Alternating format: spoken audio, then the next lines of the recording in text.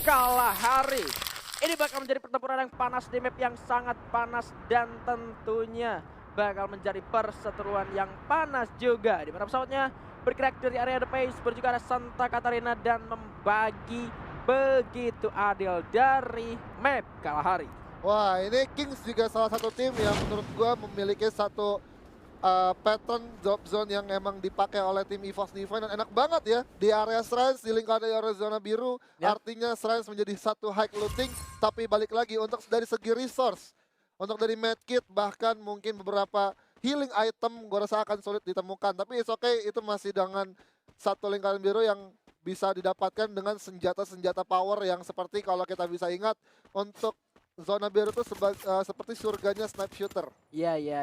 Dua kali di dua map yang berbeda, Kings mendapatkan blue zone tanpa ada gangguan dari siapapun. Lagi-lagi kali ini kita melihat Bonafide harus menempuh jalan yang cukup sulit menuju ke area Council Hall, tapi ternyata sudah didahului oleh lawan satu potnya dan ternyata Bonafide-nya diusir dari area Council Hall. Ini menarik, performa dari tim Bonafide sendiri di 2 day terakhir yang termasuk hari ini.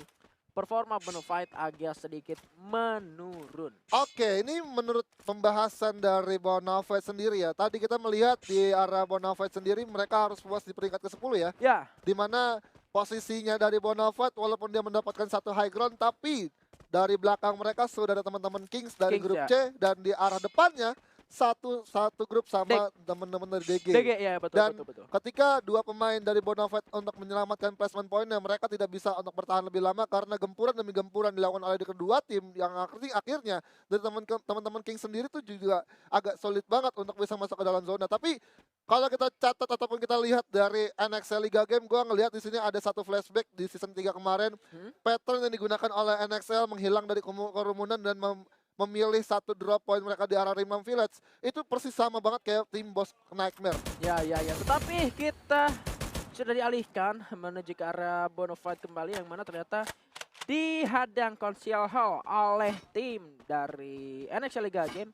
Justru ketika melakukan rotasi menuju ke tempat kedua, di sini sudah ada Aimgad sendirian, utusan dari tim Aura Ignite yang ditugaskan untuk mencari informasi dan ternyata di sana sudah berhasil menghadang pergerakan dari Bonafide. Nah, Jadi Bonafide gue ngelihat di sini kayak mereka tuh agak sedikit apa ya, ibaratnya bingung Iya. antara mau pilih ke arah Council Hall udah diusir sama teman-teman NXL. Kalau mau ke arah Shrines pun juga mereka udah bakal lihat di arah garis pesawatnya ada tim yang akan turun ke sana. Sementara mau ke arah Confinement dihantam lagi, ditahan lagi sama teman-teman dari Aura Ignite. Jadi artinya nih satu lingkaran yang memang benar-benar nggak bisa untuk nggak bisa dimanfaatkan ataupun nggak bisa diambil untuk teman-teman Bonafide bisa keluar dari lingkaran area yang memang udah mengunci teman-teman Bonafide. Ya ini benar-benar satu kerugian memang, mengingat Kalahari sendiri ini memang map yang kecil ya. Kota satu sama lain juga memang terasa lebih berdekatan dan ketika lu nggak dapet drop pointnya di awal-awal, ketika lu nggak bisa ngedrop di satu tempat yang lu pengen dan lu mutusin buat kabur, justru memang inilah resikonya, sulitnya.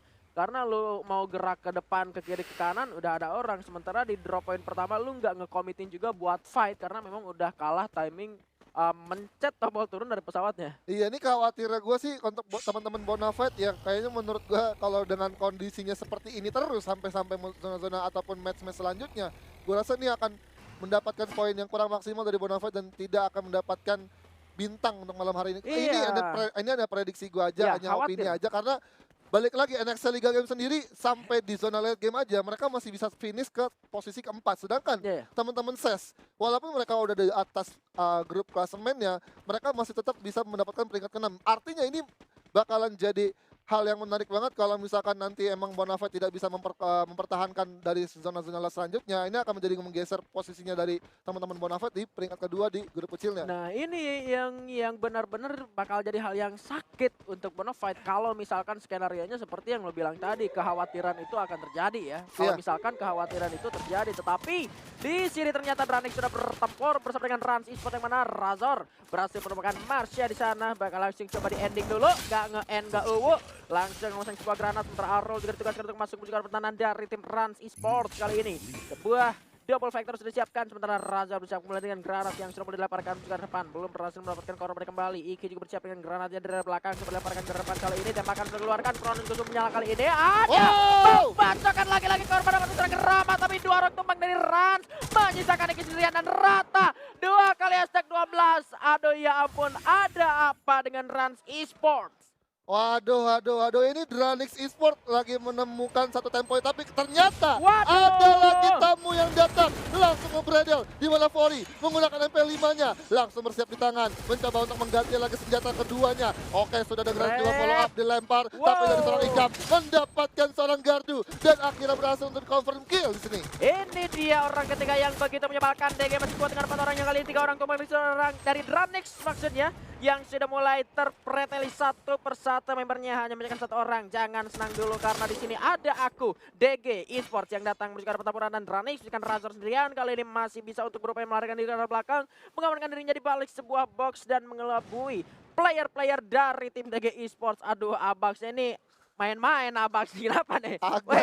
Agak ngelindur ya kayaknya. Si Abak nih nggak tahu kenapa ya kan, Ngelindur. musuhnya di sini tapi dia ngelempar granatnya kena sendiri gitu. Ada apa gerakan si Abak gitu kan. Aduh. Tapi balik lagi tadi fight yang dilakukan oleh teman-teman Dranix ke arah Rans Esports sendiri, memang Razor yang menjadi satu pemain yang bisa menjatuhkan satu kunci pemain dari Rans Esports, yang dimana seorang Marsha yang memang Marsha sendiri akhirnya terculik dengan granat yang dilemparkan dengan matang oleh seorang Razor, dan Razor dengan teriakan khasnya dia membuat satu mental boost ataupun satu kepercayaan diri dari timnya naik juga. Nah, Jadi itu. akhirnya satu serangan yang dilakukan oleh teman-teman Dranix bisa all in, dan akhirnya bisa ngeratain ataupun nge-clean sheet teman-teman dari Rans Esports.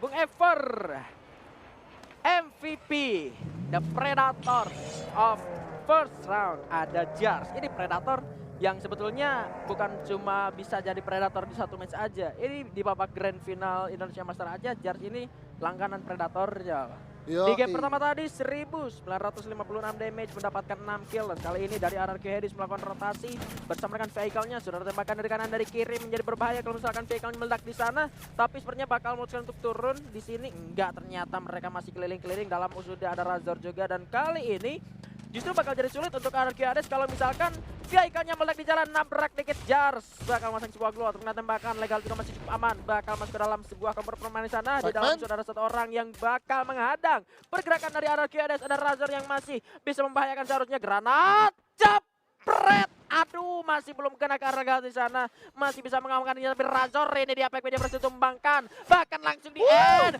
Gak nge-end, gak sendirian saja. Seorang Razor menjadi hadangan untuk Jars. Juga tumbangkan. What? Ada apa? Satu lagi Valens yang tersisa. Justru strategi dari RRQ Hades kali dipatahkan oleh 2 tim yang berbeda.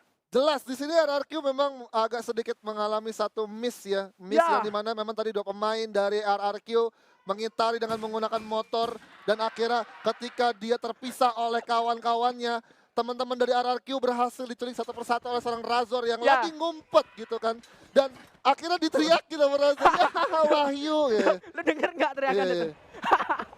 Itu memang jadi selain buat teman-teman semangatnya, itu juga jadi membuat kepercayaan diri sendiri ya. Iya benar. Dan apalagi, itu bisa nge-pressure mental lawan. Betul, apalagi kan seorang Razor bertahan sendirian sekarang gitu kan. Jadi akhirnya sini Razor mencoba untuk meluapkan suara-suaranya dia untuk bisa menaikkan ataupun bisa menjaga stabilitas dari satu moodnya dia juga gitu kan.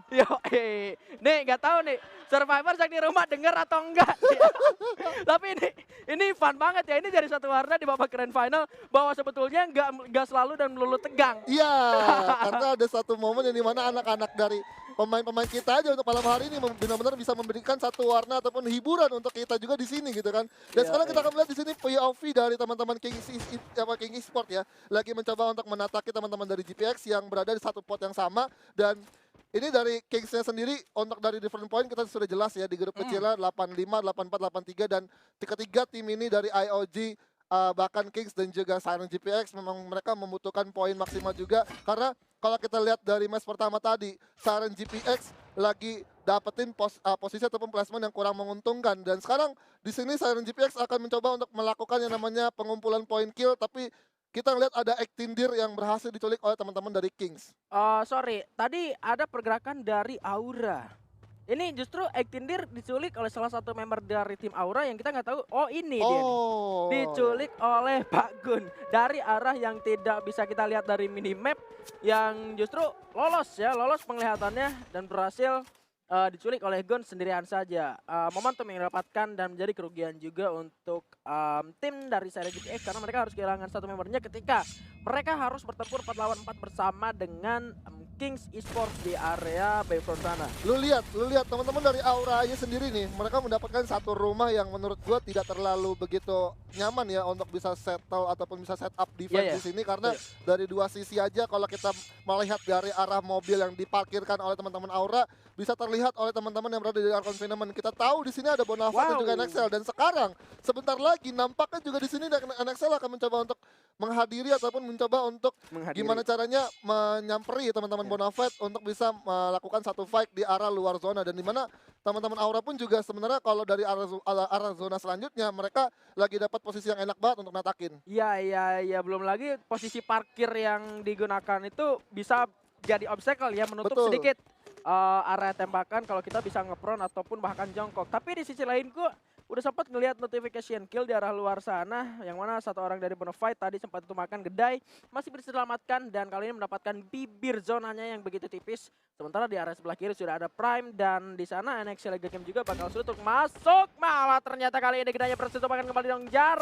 Berhasil mendapatkan killnya dan VJ terlihat juga kali ini. Sementara kita juga melihat kali ini 450 view kali ini bakal mendapatkan hadiah gratis untuk kalian semua yang ada di rumah. Jadi jangan lupa di-share juga karena ini bakal menjadi pertandingan yang sangat seru. Wings juga berhasil tumbangkan. Ternyata Calvin ini ditumbangkan oleh Guns. Terlihat bakal jadi timing untuk Kiba dan juga kawan-kawan NXL lagi masuk juga pertahanan dari Bonafide. Tumbang Just Nine langsung diras sini masuk ke dalam rumah dan Bonafide rata lagi-lagi harus tumbang. Mimpi apa ini? Yang mimpinya Bang Mantet, yang tusunnya Bonafide. Aduh, tapi kalau kita lihat juga ada teman-teman dari The Prime yang datang langsung menghampiri teman-teman dari NXL Liga Game di mana Amerta mengenai dirinya sendiri dengan satu granat yang dimasak sementara Sinte bakal coba untuk mundur. Ada granat dari Selanjar mendapatkan serangan Amerta langsung diras di drop tapi Sinte tidak mampu untuk bisa memberikan satu keluar lagi untuk menutup satu vision dari musuhnya dan kira di sini Kiba ternyata terjatuh. Dan NXL Liga Game menyusul di peringkat ke-10. Oh my god. Auranya juga masuk ke pertempuran. Ayo di sana bakal coba dengan granat. Granat yang sangat luar biasa tetapi kali ini pertempuran yang oleh DG Esports juga dilakukan. Padenya tumbang, Ikapnya juga bakal terapos. Wow. 3 orang. What? Kenapa? Dan kali ini satu persatu member dari IOG berhasil untuk di ending. Bion melemparkan granat menuju ke arah dalam dan Fori berhasil itu bakal serang Bion kali ini. Coba untuk bernafas kembali. Masih ada 2 orang bersama dengan Jafra. Granat kembali coba dilemparkan. Dimasukin dan masuk ternyata. Tetapi belum berhasil, ada korban lagi yang berjatuhan. Kali ini masih cukup aman tetapi 2 member dari tim IOG harus sudah terculik. Berbeda tensinya di match pertama yang dimana kalau gua bisa lihat 16 menit di zona kelima atau zona keempat belum ada pepecahan war. Tapi sekarang di map Kalahari benar-benar tensinya naik dan benar-benar bisa kita lihat satu estafet kill feed yang memang terjadi di masing-masing tim dan akhirnya tadi kita melihat ada Bonafide di grup A yang berhasil ditumbangkan oleh NXL Liga Game tapi NXL Liga Game tidak bisa bernafas lebih dan kita akan melanjutkan lagi dimana kalau kita melihat ada teman-teman DG yang akan mempereteli teman-teman IOG yang secara posisi sangat sulit dan ternyata Kings telah di peringkat ke-7 Bigan. Wow, bahkan Bion pun di sana mengamuk dengan M sebelahnya berhasil menumbangkan beberapa orang dari tim DG Esports masih bertahan sendirian satu orang Abax kali ini malah menjadi berbalik keadaan karena Bion kalau udah pegang pelontar serasa satu skuad sendirian pun. Sementara di arah lain sang Buya kita di game pertama harus terhubung di posisi ke-6. Granat siap untuk serang Abax tapi nggak jadi dilemparin. Sementara Aura di arah luar zona tadi berhasil merupakan Kings yang mana mereka masih lengkap harusnya atau mungkin sisa 3 orang saja. Terlihat Abax ada sang mantan di atas Jafra yang bakal menjadi lawan abadinya kali ini di area rumah beton. Bersiap kembali. Bion masih mengambil ancang-ancang di arah luar juga masih ada Sis Alphaing yang bakal masuk ke dalam zona selanjutnya masih mendapatkan 3 kill. Coba bersabar terlebih dahulu, mereka bakal masuk ke dalam zona selanjutnya. Coba dihancurkan, kali ini Duel yang menghalangi. Dan di arah dalam masih ada satu orang Abax yang masih cukup menyulitkan seharusnya. Coba ditutup lagi. Turun. Beyond. Aura dengan 8 kill kali menyerang ke arah pertahanan dari dua tim yang sedang bertempur. Fadir membuka satu persatu peluangnya, tapi ada Granix yang harus rata terlebih dahulu. Terkena pelontar seorang Beyond. Mengenai dirinya sendiri juga, misalkan Japra sendirian saja. Sementara Aura di sini melihat orang Fung coba tembak satu hit terkena ke arah Fung. Gunsnya juga sudah tertembak balas. Memasang glue wall. Banyak sekali di kanan dan kiri. Terlihat lagi ada lawan di sana. Beyond terjatuh karena sudah cukup sakit. Guns juga tertembak kali ini. Jojo yang masih bisa mengendalikan snipernya. Cukup sulit untuk Aura karena Ses mendapatkan area terluas dari zonanya. Granat dilemparkan. Ayo Jia tumbang di posisi keempat dengan bersenjata kali ini. Baranya bakal melakukan satu orang dengan kali ini. FG harus ditumbangkan. Dua orang tersisa dari Aura. Fadir masih ada. Gunsnya sudah tertembak. Kali ini satu orang Abax terlihat. Fadir masih bisa masuk. Abaxnya berhasil mendapatkan dan seginya harus sudah rata. Goya didapatkan untuk Ses Alpha Eng. Semakin derasnya hujan, semakin banyak juga rintangan yang harus dihadapi. Namun semua itu akan ada buih-buih keberhasilan Ses Alpha Eng. Wow, Ses Alpha yang mendapatkan buyanya di match kedua kita pada hari ini. Dan kita melihat satu posisi terakhir di zona terakhir. Ses Alpha masih utuh dengan 4 pemain tanpa ada gangguan dari arah belakang yang menyulitkan. Yang dimana kalau kita melihat dari posisi Aura Esports, mereka harus terfokus, mereka harus terpecah belah satu vision yang mereka ingin tuju ke arah Ses Alpha, yang dimana masih ada teman-teman dari DG yang menjadi seorang last man standing dari seorang Abax yang dan